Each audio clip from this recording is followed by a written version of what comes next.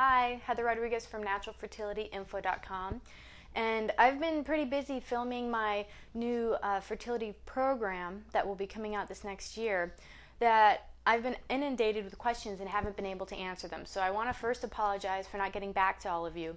So I'm going to answer some of these questions right here on this video because I'm doing a lot of shooting right now, so I thought it'd be so much easier for me just to shoot video than to answer each individual question. So the first question is from Amanda. She asks, I've just started an organic diet and it's hard to get all food organic, but I do find many things. She lists all her foods. I've been off the pill for 6 months and still no positive pregnancy test.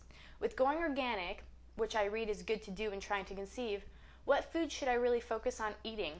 What foods do I need to stay away from? And is it okay to eat some non-organic foods? I would say my diet is about 80% organic.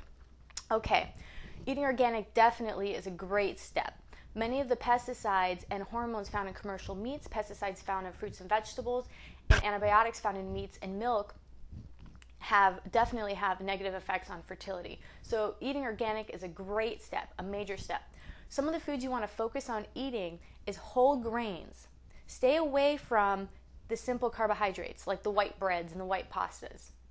Another thing is make sure that you're getting definitely a good amount of dark leafy green vegetables.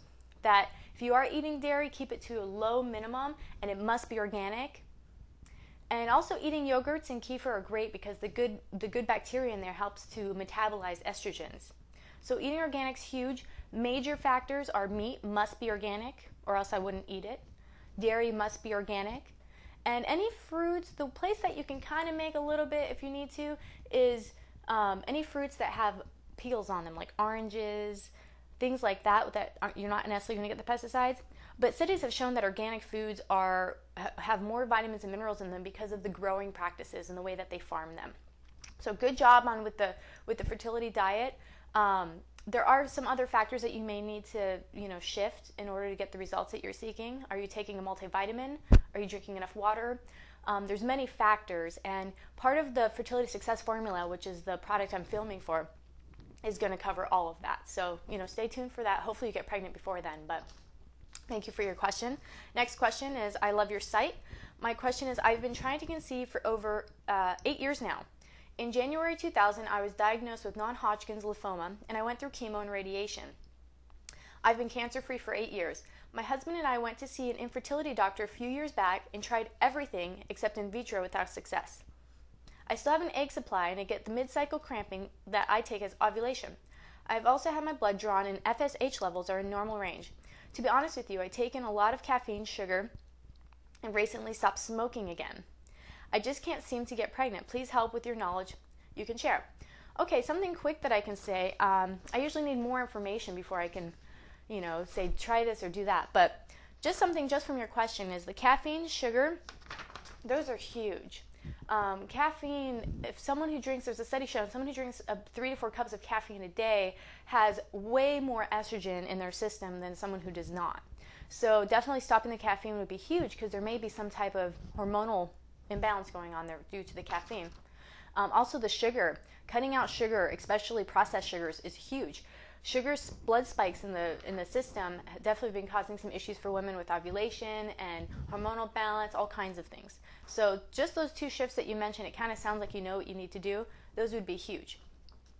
Next question is, I've been reading a lot online lately about ways to enhance your fertility. I've seen so much that I'm very confused. Liquids, baby carrots, vitamin C, evening primrose, red clover, etc., etc. Which one is the best way? Well, you're probably not going to like my answer, but there is not just one way.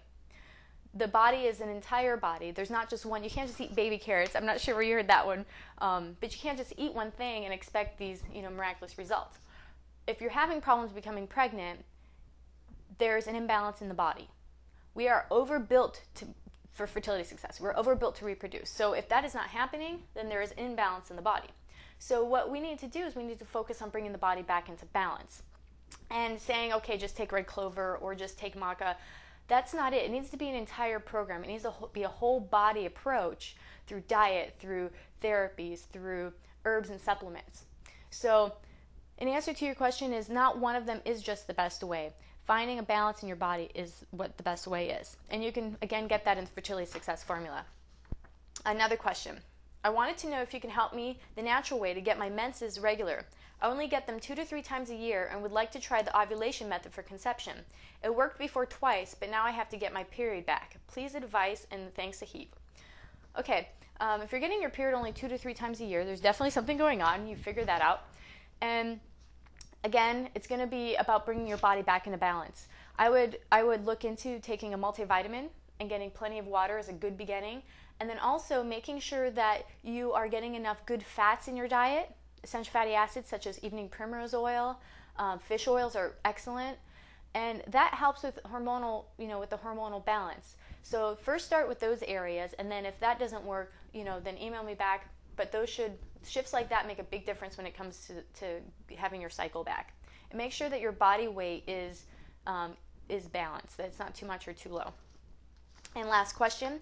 I saw you the first time on YouTube, and that's how I came across your site. We want to have a second baby, but there's something about me. I'm 41 years old, and my first daughter 3 years back, and after that I had a miscarriage in the first trimester. We want to have another baby. What is the best thing you can advise me to do? Again, it's more about a whole body approach. One of the best things you can do is to first begin with a multivitamin and a diet. The Fertility Success Formula, the program that I'm creating, is created for questions just like this. A lot of women don't know what's going on with them. They happen to be out of balance, but they don't know what to do. They don't know what herbs to take or how to eat. So there are very specific ways that have been proven through science to be very effective with all of these issues. And I actually have one more question I just noticed was, I was wondering if it's safe to use Vitex and progesterone cream together. Angie. Yes, it is. Vitex acts very differently than progesterone. Vitex helps to balance out the hormones, and progesterone helps to increase the progesterone. Vitex, what's great about that, when you take it as a whole herb supplement, like if you take a tincture of it, my favorite's from Healthy Healing, if you take a tincture of it, it's a very smart herb. It's going to help balance the body in the way that it needs to be balanced. Whereas progesterone is going to be a dose of progesterone. I actually suggest using sublingual progesterone instead of the cream. And there's an article that I'll put a link under this video to that explains why, but it's so much more effective using the sublingual because it goes directly into the bloodstream. Whereas with the cream, it can get stored up in the fat. So yes, Vitex and progesterone can be taken together. And I want to thank you all for your letters. I know I have more questions to answer, but I just love hearing from you and connecting with you. And again, sorry for the delay, but it's all for good reasons, and I hope you have a wonderful day. Thanks for joining me.